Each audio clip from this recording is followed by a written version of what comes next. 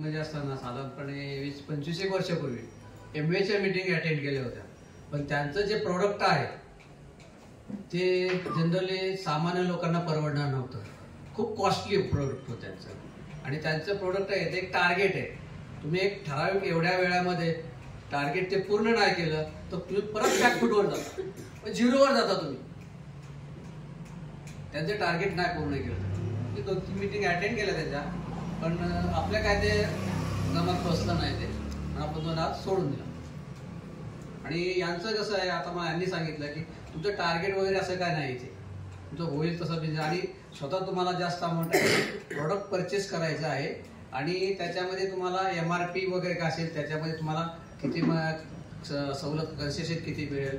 त्यात आपण बिझनेस केल्यानंतर पुन्हा आपल्या अंडर आपण दुसऱ्यांना जर जॉईन केल्यानंतर त्यांनी बिझनेस केल्यानंतर ते किती मिळतील काय, हे थोडे 3-4 स्टेप मला त्यांनी समजावून सांगितल्या.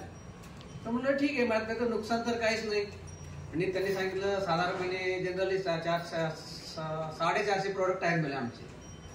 तर म्हटलं ते शेतीचे आहेत, औषधं आहेत, घरातल्या वापरण्याचे आहेत. ठीक आहे म्हटलं, आपण सुरुवात करूया.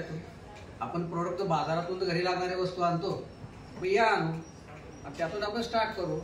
पण त्यातून जे आपला जर टोटल काय होईल ते होईल. आपण इतरांना जॉईन केल्यानंतर ते काय होईल ते होईल, मग त्यात पर्सेंटेजवर आपलं काय होईल त्या हिशोबाने जॉईन. Yes, thank you sir.